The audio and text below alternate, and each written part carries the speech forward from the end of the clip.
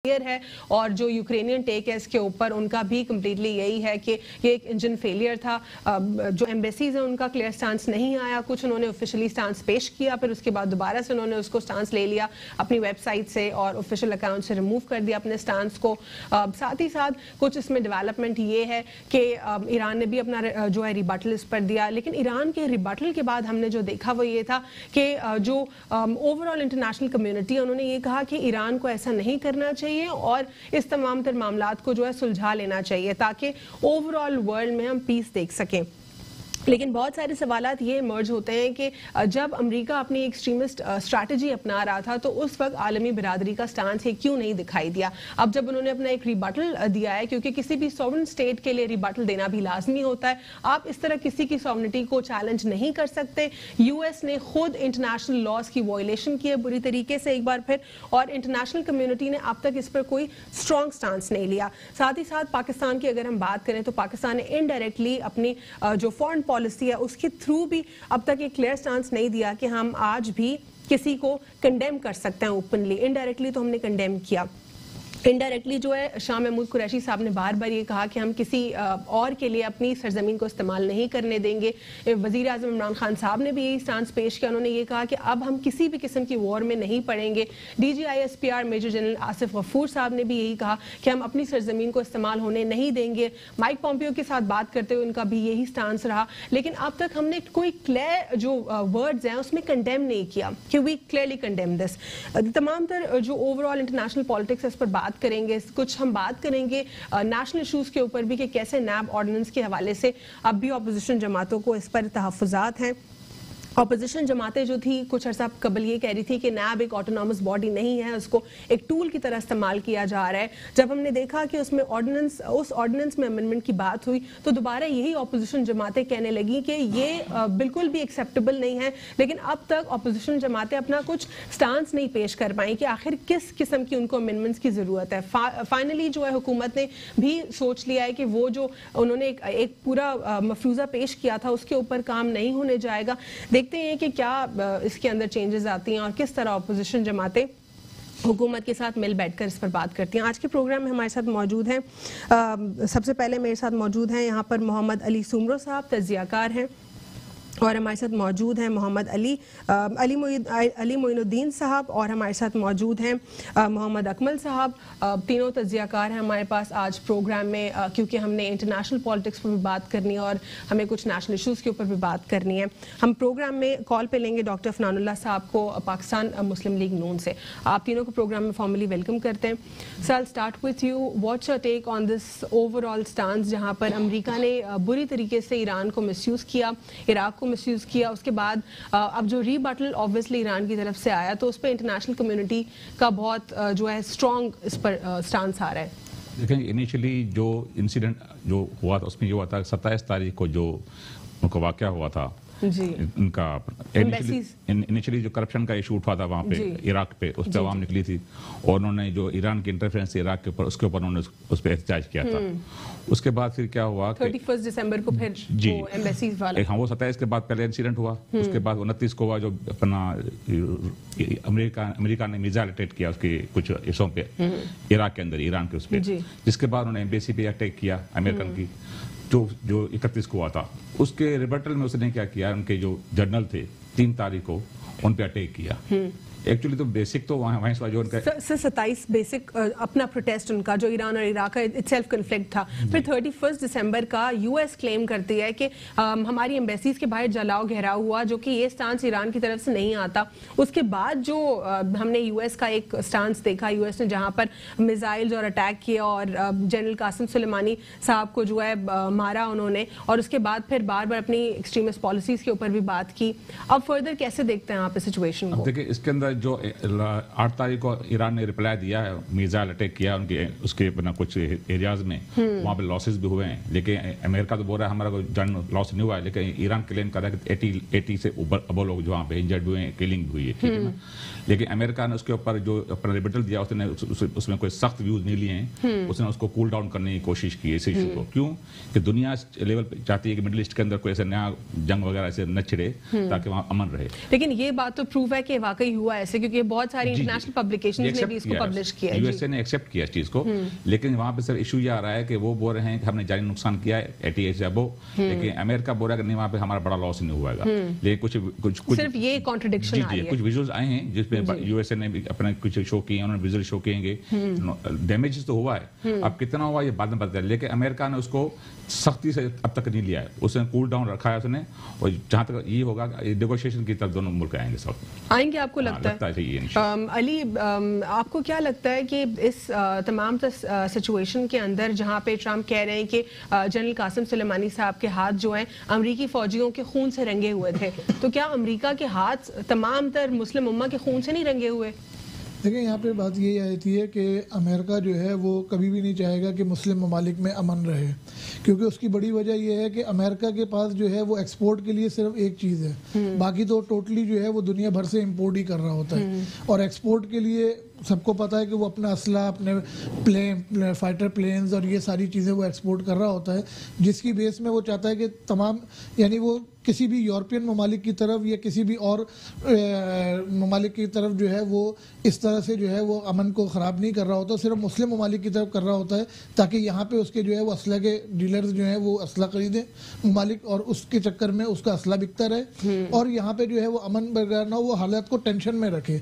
उसने 15-20 साल जो है वो अफगानिस्तान में भी जंग करके देख लिया कि आज उसका निकलना वहाँ से मुश्किल हुआ है।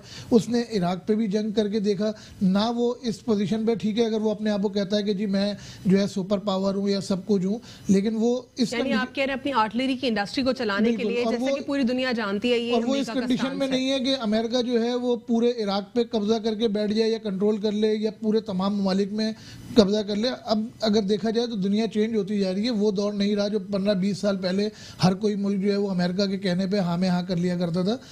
हर चीज़ बदलती जा रही है, लोग बदलते जा रहे हैं, मुल्कों की पॉलिसियाँ बदलती जा रही हैं। तो अब पाकिस्तान ने भी अपना जो है वो क्लियर जो है वो एक व्यू सामने रखा है कि जी हम जो है वो अब जंग में जो है किसी का साथ नहीं देंगे, ना किसी का हिस्सा बनेंगे। तो अब जो है वो अमेरिका को भी जो है वो देखना चाहिए कि उसको भी जो है वो तरीके से चलना चाहिए। वो अगर मुस्लिम ममालिक की तरफ ही कर रहा है और मुस्लिम ममालिक को अली मोइनुद्दीन साहब, ये बहुत सारे पाकिस्तान से ही तज्जियाकार कह रहे हैं कि पाकिस्तान को जो है, हुकूमत पाकिस्तान को क्लियर स्टांस पेश करने की ज़रूरत है, इनडायरेक्टली गेम खेलने की ज़रूरत नहीं है कि एक तरफ सेनेट में लंबी तकरीर भी करें शाह महमूद कुरैशी साहब, उनको बुरी तरीके से क्लियर हो रहा है, बहुत ही विजिबल है कि वो कंडेम करें, लेकिन we condemn this brutal act. ये इस तरह के डायरेक्ट अल्फाज का इस्तेमाल नहीं हो रहा। क्या आप समझते हैं डिप्लोमेसी बिल्कुल दुरुस्त सिमत पर जा रही है? ये एक डिप्लोमेसी का तरीका कार है कि आप इनडायरेक्टली बात करते हैं, जरूरी नहीं है कि आप डायरेक्ट रिबटल दें। देखें, बात यह है कि अगर आप इनडायरेक्टली अपना मैसेज जो है वो सही तरीके से कन्वे कर रहे हैं, जिस तरीके से आपने कहा है कि जी अब हम किसी की जंग का हिस्सा नहीं बनेंगे, तो ये एक मेरी नज़र में जो है वो क्लियर मैसेज देना है, मुकम्मल देने का तरीका है। इसमें वो क्या करें, मतलब जो है वो अमेरिका के ऊपर जो है वो तोप तो रख के बोल नहीं सकते। अच्छा, बात ये है कि अगर आप बोलेंगे जी अमेरिका के ऊपर तोप रख के बोलना शुरू कर दें, इस तरह तो नहीं। उन्होंने एक क्लियर जो है वो DGISPR ने भी मैसेज दिया है, शाह महमूद कुरैशी ने भी दिया है, गवर्नमेंट ने भी दिया है। शाह महमूद कुरैशी साहब को क्रिटिसाइज किया जा रहा है, कह रहे हैं कि वो इतनी लंबी तकरीर कर रहे हैं, इससे बेहतर है वो एक लफ्ज में बोल देते कि वी कंडेम दिस एक्ट। उन्होंने क्लियर बात, पाकिस्तान गवर्नमेंट के तमाम अगर देखा जाए तो महकमों ने जो इससे रिलेटेड है, उन्होंने सब ने एक चीज कह दी है कि जी हम किसी की जंग का हिस्सा नहीं बनेंगे और ना अपनी जमीन इस्तेमाल करने देंगे। तो इससे ज्यादा और वो क्या ओपन बोले। ठीक है, आप सेटिस्फाइड हैं इस जुमले से, इस स्टांस से? सर, आप क्या समझते हैं इस सिचुएशन में, क्या आपको चांसेस दिखाई देते हैं कि ये जो मामला है जल्दी सुलझ जाएगा? देखिए, मैं जिस दिन ये जंग शुरू हुई थी और जिस दिन से ये वाक़यात ने एक्सट्रीम पकड़ी थी और जनरल कासिम सुलेमानी के ऊपर अटैक किया था अमेरिका ने, मेरा उस दिन से ये स्टांस है। और उस दिन से ही मैं ये कह रहा हूँ कि ये कोई जंग वंग नहीं होने जा रही, कोई थर्ड वर्ल्ड वॉर होने नहीं जा रही। ये सिर्फ और सिर्फ एक प्री प्लान जो है वो अमेरिका की और कहें कि ट्रंप की स्ट्रेटजी है, जो जिसको उन्होंने जी उसको जो है वो आगे लेके चलना चाह रहे हैं। इसके अलावा थर्ड वर्ल्ड वॉर का कोई तो बनता ही नहीं है, क्योंकि उसकी वजूहात है। देखें, जो मेन पॉइंट इसमें ये है कि लोग इसलिए ये कह रहे हैं, वो कह रहे हैं बेशक ईरान के पास इतनी आर्मी नहीं है, चाहे एयरफोर्स, नेवी या फिर ओवरऑल किसी भी तरह मिलिट्री की बात करें, लेकिन जो ईरानियंस हैं वो बहुत ज़्यादा, उनके अंदर एक जज्बा शहादत बहुत ज़्यादा पाया जाता है और वो स्ट्रॉन्ग है, मोरली स्ट्रॉन्ग लोग हैं कि हो सकता है बहुत सारे लोग उनको यूनाइट करें और ये वर्ल्ड वॉर 3 की तरफ चली जाए। यानी आप ये कह रहे हैं वर्ल्ड वॉर 3 इतना सिंपल नहीं है? मैं उसकी वजह बता रहा हूँ आपको, सिंपल नहीं है, ये हो ही नहीं सकती कम से कम इस मैटर पे। उसके पीछे कुछ सब्सटेंस हैं, कुछ रीजन हैं। नंबर 1 तो ये है कि ईरान का और अमेरिका का कोई कंपैरिजन नहीं है किसी भी हवाले से। बाकी जहाँ तक पब्लिक का जज्बाती होना है वो तो एक फितरी अमल है ना। और मैं जहाँ तक मुस्लिम उम्मा की बात करूँगा तो हमारा तो अलमिया यही है ना कि हम तो भेड़ बकरियाँ हैं, हम जो जमा हो जाते हैं धरने देने में, जुलूस निकालने में तो हम नंबर 1 हैं। लेकिन अनफॉर्चुनेटली हम अमल करने में और टेक्नोलॉजिकली इतने एडवांस नहीं, हम में आपस में इत्तेहाद नहीं है। कोई भी मुस्लिम ममालिक का आप देखें जो OIC के लेवल पे अभी तक इसकी कोई बात नहीं की गई, ठीक है ना। तो लेकिन OIC क्या आपको लगता है कोई रेगुलेट करती है कुछ, और वो क्या वाकई कोई? OIC तमाम मुस्लिम ममालिक की नुमाइंदा तंजीम है, वो एक बहुत मेजर रोल प्ले कर सकती है। लेकिन चूंकि वहाँ पे चंद एक मुस्लिम ममालिक की डोमिनेशन है और चंद एक ममालिक आपस के इख्तिलाफात की वजह से वहाँ पे नहीं मिल बैठ पा रहे, तो उसकी वजह से ना उनके मफादात का तहफ़्फ़ुज़ हो रहा है ना इनके मफादात का तहफ़्फ़ुज़ हो रहा है। कल तक सदाम हुसैन को मार के भी अमेरिका जो है वो हीरो था, आज जनरल कासिम सुलेमानी को मार के भी अमेरिका जो है वो हीरो है। इसको मैं जिस तरीके से देख रहा हूँ, देखिए मैं बताता हूँ, ट्रंप ने बेसिकली अपनी कौम से एक वादा किया था। उसने बोला था मैं इराक से और अफगानिस्तान से अपनी फौजें निकालूंगा। अच्छा, प्रैक्टिकली ऐसा होता हुआ दिखाई नहीं दे रहा। तालिबान की हद तक तो ये एग्रीमेंट हो चुका है और ये लोग तकरीबन इलेक्शन ईयर है अमेरिका में, तो इसमें ये लोग डिस्क्लोज भी कर देंगे कि यहाँ से तो पाकिस्तान की मदद से कि 9th डायलॉग भी हुआ, वफूद से बातचीत भी हुई, पाकिस्तान भी इसमें मीडिएशन का रोल प्ले कर रहा है। लेकिन ट्रंप का आपने लास्ट एटीट्यूड देखा होगा, ट्विटर के ऊपर ये बयानियां पेश करना कि meeting is over, cancel, postpone. वो तो पोस्टपोन, वही तो बता रहा हूँ कि इसको इलेक्शन ईयर तक पोस्टपोन करना था ना। अगर उस वक्त अब आप देखिए ओबामा का जो इलेक्शन ईयर था उसमें उन्होंने उसामा वाली कहानी की, एबटाबाद वाला ऑपरेशन। तो ये इलेक्शन ईयर है, इसमें आप इस किस्म की चीज़ें एक्सपेक्ट कर सकते हैं। अब मैं जो सब्सटेंस आपको बताना चाह रहा हूँ ना, आप उसको थोड़ा सा पॉइंट ऑफ समझें कि ये जो इसकी कहानी है अपना ट्रंप की, वो ये 2 पॉइंट के ऊपर वो अपनी पब्लिक के सामने फेल हो रहा था ना। उसके पास क्या जवाब है? वो तो ये कह के आया था मैं फौजें निकालूंगा, फौजें उसके निकल नहीं रही, उल्टा सुसाइड अटैक हो रहे हैं, फौजी वहाँ पे सर। और उसके बाद अभी भी वहाँ पे उनके जो अमेरिका के जो मफादात हैं वो फुल्ली नहीं सिक्योर हुए ना। असल में तो अफगानिस्तान में अमेरिका चाह रहा था, अफगानिस्तान में तो उनको नाकामी हो चुकी है, तो अब इराक में तो बहरहाल उनको अपनी फौजों की प्रेजेंस रखना है, ज़रूरी है, और इमीडिएटली वो निकाल नहीं सकते। तो ट्रंप ने एक तीर से 2 शिकार किए। एक तरफ उसने एक जनरल कासिम सुलेमानी जो एक उनका बहुत ज़्यादा टफ टाइम दे रहा था, उसको उन्होंने साइड लाइन किया। दूसरा उन्होंने एक अपने अवाम के सामने हीरो बन गया और वहां पे इराकी अफवाज के रहने का जवाब भी पैदा कर दिया। तो ये इंटरनेशनल सिनेरियो और ये बैरूनी मुल्क और पाकिस्तानी और ये थिंक टैंक्स जो बड़े बड़े ममालिक के, वो सब इस चीज को बहुत अच्छी तरह समझते हैं। आप देखिए रशिया, चाइना, किसी भी कंट्री ने इसको बहुत ज्यादा सीरियस भी नहीं लिया। सिर्फ पहले दिन थोड़ी सी सब यही कह रहे थे कि प्यूटन की तरफ से कोई स्टेटमेंट नहीं है, वो सीरियस नहीं ले रहे, उनको सीरियस लेना चाहिए। लेकिन कुछ होने ही नहीं जा रहा था पहले दिन से बोलो ना, नहीं होने जा रहा ना, कुछ होगा भी नहीं, ना हो सकता है, ठीक है ना। दूसरा जो ट्रंप साहब का बयानी था वो भी मैंने बता दिया। मैं अभी आपको बता देता हूँ कि तालिबान के साथ इन लोगों का सारा एग्रीमेंट हो चुका है। ये भी ये डिस्क्लोज करेगा ये आने वाले दिनों में, क्योंकि इसको अपनी चीज़ों को जस्टिफाई करना है और ये वो इस किस्म के वाकयात करेगा जिससे उनको अपने, लेकिन एक लिमिटेड स्ट्रैटेजी है और इससे ज़्यादा आगे कहीं ट्रंप ने नहीं बढ़ना। ट्रंप ने बस उतना ही करना है जितना उन्होंने एक इलेक्शन कैंपेन के लिए सोचा हुआ है। यहीं से कंटिन्यू करेंगे, एक छोटा सा वक्फा लेंगे। Stay with us on inside the news. Welcome back after break. नाज़रीन, ब्रेक से कबल हम बात कर रहे थे इंटरनेशनल पॉलिटिक्स के ऊपर कि अमेरिका का क्या इन्फ्लुएंस हो सकता है, अमेरिका किस तरह जो है स्ट्रैटेजी अपनी इस्तेमाल कर रहा है यूएस इलेक्शन कैंपेन्स के लिए। इस पर जानने की कोशिश करते हैं डॉक्टर अफनानुल्लाह से, रहनुमा पाकिस्तान मुस्लिम लीग नून। अस्सलाम वालेकुम सर। वालेकुम सलाम। सर, हम बात कर रहे हैं इस वक्त ओवरऑल जो यूएस का एक स्टांस है उसके ऊपर कि आपको क्या लगता है कि ट्रंप सिर्फ और सिर्फ अपनी इलेक्शन कैंपेन के लिए ये एक स्ट्रैटेजी प्ले कर रहा है, जिस तरह मोदी ने पाकिस्तान को पुलवामा अटैक में इस्तेमाल किया, उसी तरह एक ओवरऑल प्लान स्ट्रैटेजी है। ट्रंप ने जो है इससे ज़्यादा आगे नहीं जाना, सिर्फ सिलेक्टेड उसने कार्रवाई करनी है, उसके बाद ये इस बात को जो है ख़त्म कर देना है, या फिर आपको लगता है कि बहुत एग्रेसिव भी हो सकता है मामला? देखिए ये इसमें तो मेरा ज़ाती तौर पर ख्याल ये है कि इसमें कोई शक नहीं है कि जो ओरिजिनल प्लान था ट्रम्प का वो तो यही था कि वो इस तरह एक इंसिडेंट होगा ईरान का और उसके ऊपर ईरान फिर आगे से वो उसके शायद एक्सपेक्टेशन होगी कि ईरान आगे से शायद रिएक्ट नहीं करेगा। जैसे मिसाल के तौर पर अक्सर मुल्कों के ऊपर, जैसे हमारे मुल्क के ऊपर भी आपने देखा होगा बहुत दफा ड्रोन हमले हुए लेकिन हमने रिएक्ट नहीं किया, तो उसका भी मोस्ट प्रॉब्ली यही ख्याल होगा कि ये रिएक्ट नहीं करेगा।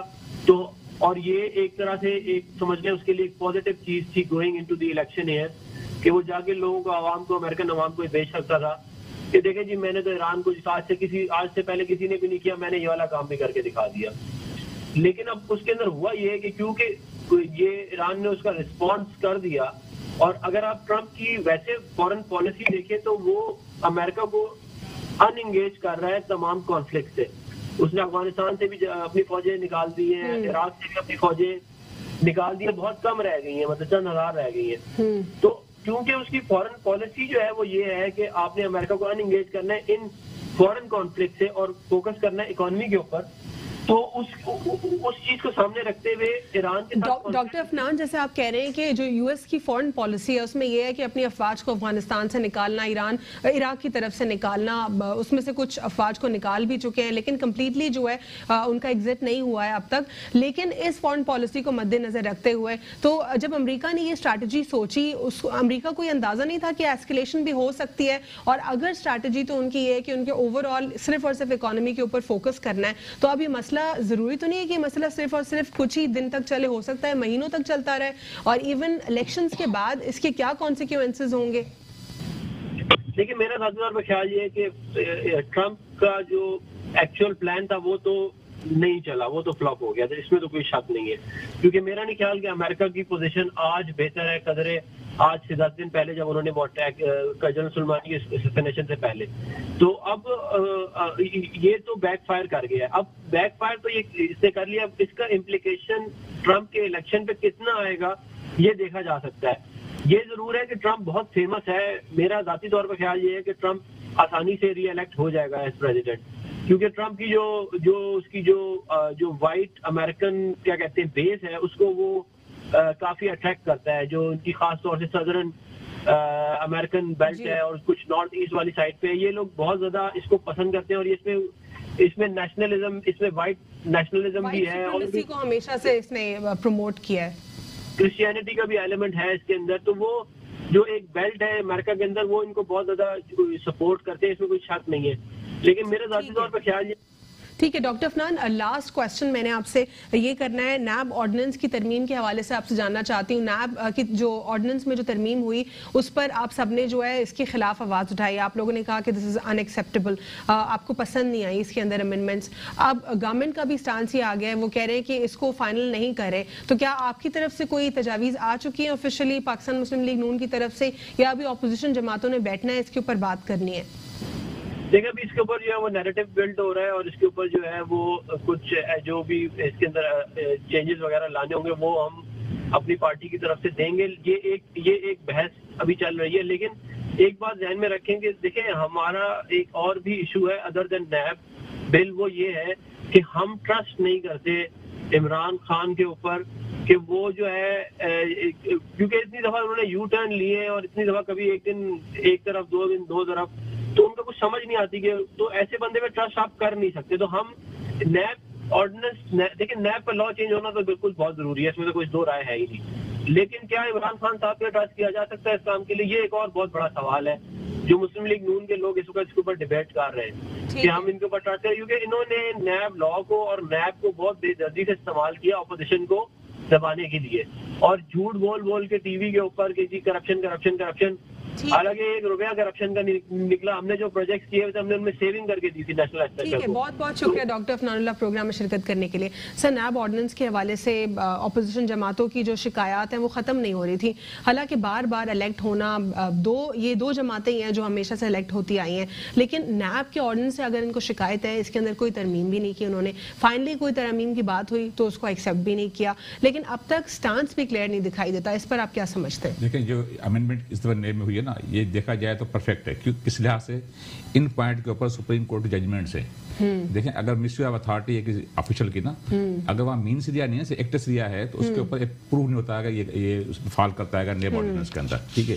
अब इन्होंने उस चीज़ को क्लियर किया है, अगर उनका फॉल्ट है लेकिन उसमें उन्होंने कोई गेन नहीं किया है तो वो नेब में नहीं आएगा, वो डिपार्टमेंट इंक्वायरी होगी, दूसरे लेवल पे होगी।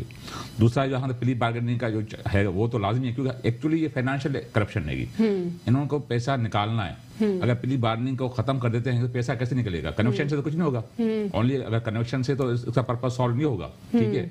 अब जहां तक टैक्स के इश्यूज हैं या बैंक के इशू हैं, उनके अलग अलग अपने डिपार्टमेंट हैं, ठीक है। अब एक और पॉइंट जिसको बहुत ज्यादा मिसयूज किया गया मीडिया में, बार बार ये बात हुई कि बिजनेसमैन के लिए ये सिर्फ और सिर्फ एक फेवर है। अगर आप नैब ऑर्डिनेंस के अमेंडमेंट्स का जो पेपर रिलीज हुआ था, अगर आप उसको पढ़े तो उसमें क्लियरली लिखा हुआ था कि businessman, ministers and public officer, ये सबके लिए लागू होता है। और तब लागू होगा, इन्वेस्टिगेशन तब होगी जब ये एनालिसिस होगा, पहले उसका फर्दर जानने के बाद जो है ये डिसाइड किया जाएगा कि वेदर इस शख्स ने पब्लिक मनी को या पब्लिक चीज में या इंटरेस्ट में उसने नुकसान पहुंचाया है, तो फिर नैब उसके खिलाफ इन्वेस्टिगेशन करेगी, अदरवाइज उसको छोड़ दिया जाएगा।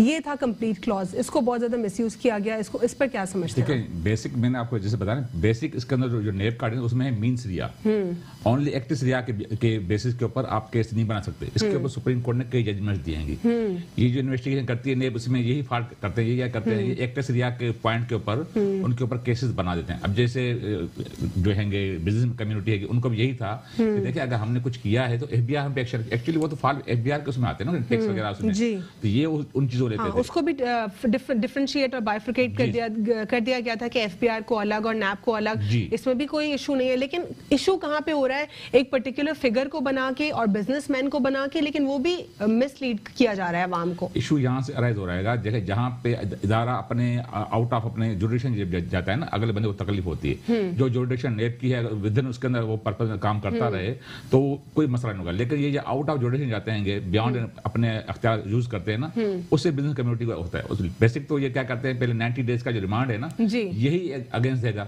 90 डेज तक कुछ होना ही नहीं है, ना बेल उनकी होगी, ना कुछ भी नहीं होगा, 90 डेज में वो रहेंगे। अच्छा, फिर रेफरेंस जब फाइल करते हैं, इसको बिजनेस कम्युनिटी ने अप्रिशिएट किया। हाँ। जिस तरह अभी सर कह रहे हैं कि बियॉन्ड द जुरिसडिक्शन जब नैब चली जाती है, इससे मसाइल इमर्ज होते हैं बेसिकली, इसी के ऊपर इसमें एक क्लॉज भी मौजूद था। और लेकिन फिर भी जो अपोजिशन जमातें वो खुश नहीं हुई इससे। देखिए, बात ये है कि अपोजिशन जमातें अपने दौर में भी करना चाहती थी इसको। अगर आप देखें तो जरदारी साहब का भी एक बयान आया था, करना चाहती थी तो क्यों नहीं किया इसमें? लेकिन मैं वही उसी तरफ आ रहा हूँ। जरदारी साहब ने भी एक बयान दिया कि जी नैब और इकॉनमी जो है वो साथ साथ नहीं चल सकती। तो करना तो ये उस वक्त खुद भी चाहते थे, लेकिन एक डर या खौफ कह लें कि जी उस वक्त की अपोजिशन का क्या रिएक्शन आएगा, हम कर पाएंगे या नहीं कर पाएंगे। अगर कोई चीज लॉफुल होती है, अगर आप उसको प्रॉपर कानूनी तरीके कार से अमेंड करते हैं, कुछ उसमें अनलॉफुल नहीं होता, तो इसमें डर और खौफ की क्या बात है? वही कह रहा हूँ ना कि उसमें यही है ना कि साथ देंगी अपोजिशन जमातें या नहीं देंगी, उस चीज की वजह से वो लिंगर ऑन होता गया।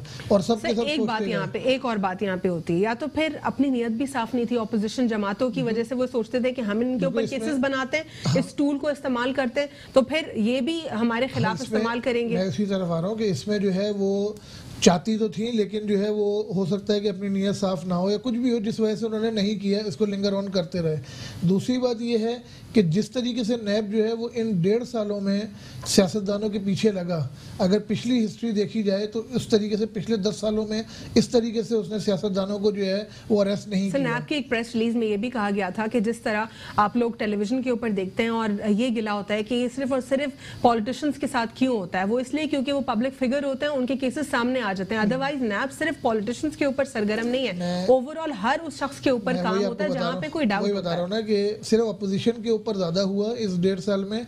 अगर देखा जाए हुकूमती जमात में इक्का दुक्का के ऊपर हुआ, जैसे अलीम खान साहब के ऊपर नैब ने हाथ डाला या औरों के ऊपर डाला, 1-2 के अलावा बाकियों पे नहीं डाला। तो अपोजिशन बिजनेसमैन तो परेशान है, अपोजिशन को ये भी डर था कि हो गए अमेंडमेंट्स को देख के।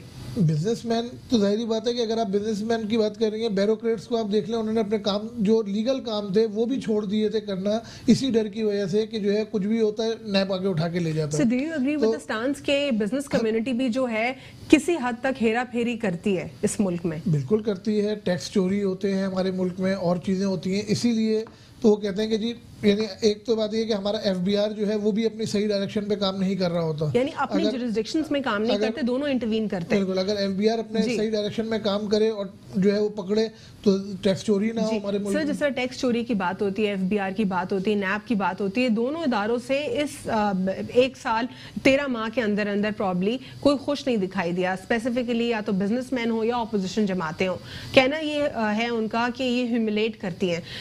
ये इस तरीके से ह्यूमिलेट करना कि जो शख्स है उसको पहले ही कन्विक्शन उसके ऊपर साबित कर देना, वो वाला रवैया इख्तियार होता है।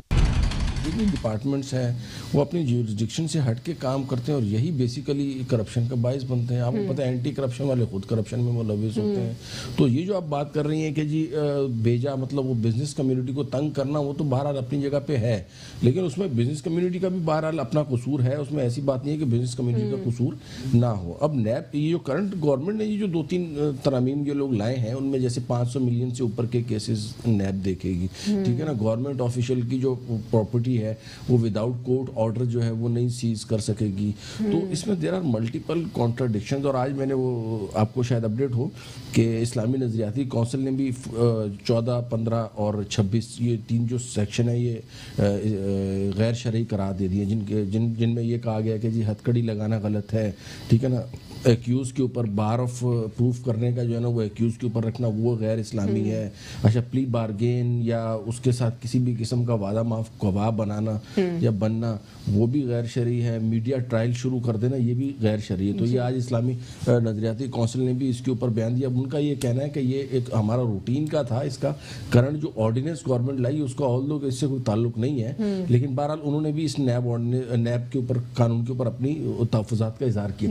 मुझे जो ये लग रहा है वो ये लग रहा है कि जी ये जो तरामीम है बेसिकली पॉलिटिशियंस को और गवर्नमेंट ऑफिशियल्स को सिक्योर करने के लिए दी गई हैं और नाम जो है वो सिर्फ बिजनेस कम्युनिटी का लगाया गया है, ठीक है ना। तो उसमें क्लॉज में क्लियरली लिखा हुआ है कि businessman, ministers, bureaucrats, public officers, businessman और मिनिस्टर्स वगैरह को ऐड करने की कोई जरूरत नहीं है ना। बिजनेसमैन की भी मैं तो बोलता हूँ ये इस क्लॉज की जरूरत इसलिए नहीं ना। देखिए उन्होंने बोल दिया कि जहाँ पे पब्लिक का इंटरेस्ट एट लार्ज वायलेट होगा वो जो है ना वहाँ पे नैब एक्शन में आएगी। तो ये सेल्फ एक्सप्लेनेटरी चीज है ना। अब उसमें आप चंद एक लोगों को इंक्लूड कर दें, गलत है क्या ये? बिल्कुल गलत है। चंद एक लोगों को आप इंक्लूड कर दें, नहीं ये जो इन्होंने तरमीम की है सर, चंद एक लोग तो नहीं हुए ना, कंप्लीट जो सिस्टम पूरी एग्जीक्यूटिव बॉडी चलाते हैं, ब्यूरोक्रेट्स, मिनिस्टर्स, उसके अंदर पब्लिक जो ऑफिस होल्ड करते हैं, वो पूरा कंप्लीट सिस्टम आ गया ना इसके अंदर। असल में वो यही है ना, एक तो ये सिस्टम सिक्योर हो गया। ऑपोजिशन कह रही है कि सिर्फ और सिर्फ बिजनेसमैन है।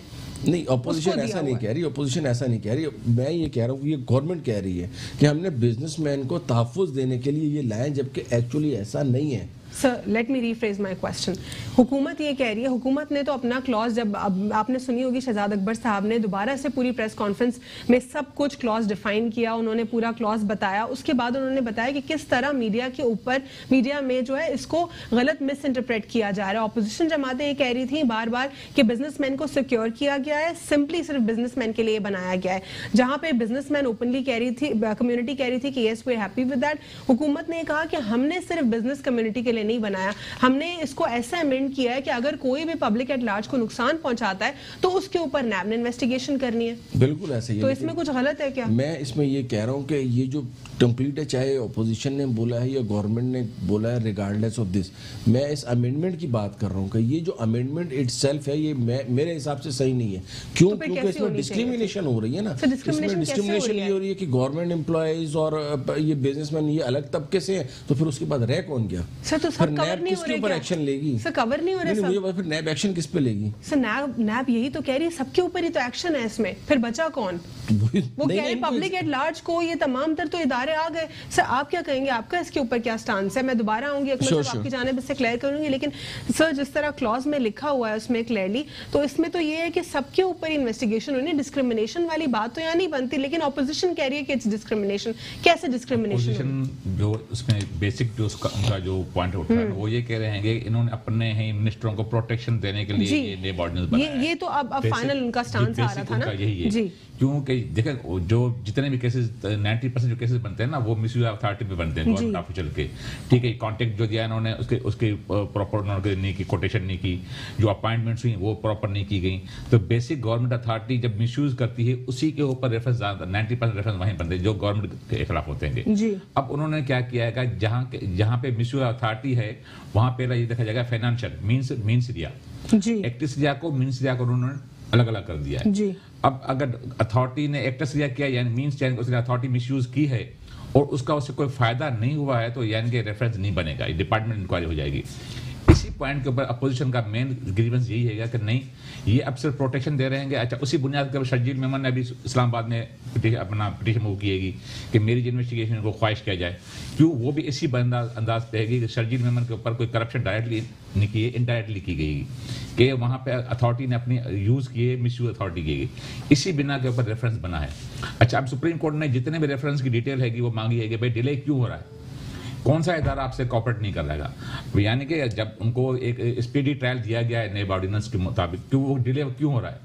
अब ये सारे जो इशू हैं जो इन्हीं की इन्वॉल्वमेंट जाके मिक्स हो रहेगी। अपोजिशन का मेन दो पॉइंट्स के ऊपर अगर मैं बात कर लूं, inquiries and investigations shall stand transfer to the respective authorities और departments which administer the relevant laws of taxation, levies और imposts in question, and trial shall stand transfer a clause 2 transfer from the relevant accountability court to the criminal courts which deal with offences under the respective laws pertaining to taxation, levies or imports in question। देखिए अब ये जो अब इसमें क्या issue है, इसका जो मेन पॉइंट रिस्पेक्टिव लॉ जो है ना, जो भी उनके रिलेवेंट लॉ होंगे मींस अब टैक्स और रिस्पेक्टिव डिपार्टमेंट्स होंगे, दिस इज अब टैक्स जो है इट मींस एफबीआर, ठीक है ना।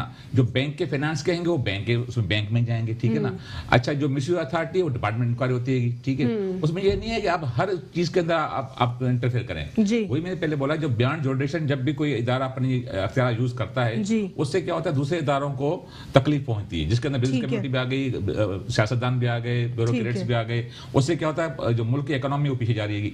इसी बुनियाद पर इकोनॉमी को बेस बनाने के जो रीजन दिया ना पीटीआई ने, उन्होंने बोला इकोनॉमी को हमें जो है ना उसको स्ट्रेंथन करना, इसलिए उन्होंने क्या ब्यूरोक्रेट्स को रिस्ट्रिक्शन ना हो, वो अपना इजीली अपना काम करें, उनको कोई खौफ ना हो, इजीली अपना काम करें और ये थोड़ी इनको एक कॉन्फिडेंस रीगेन करने के लिए। अली मोइनुद्दीन साहब, आपका क्या स्टांस है इस अमेंडमेंट के ऊपर? देखिए, बात ये है, अपोजिशन जो है वो शुरू से ही कहती आई है कि एहतसाब किया जाए, लेकिन हुकूमत और अपोजिशन दोनों जमातों का किया जाए।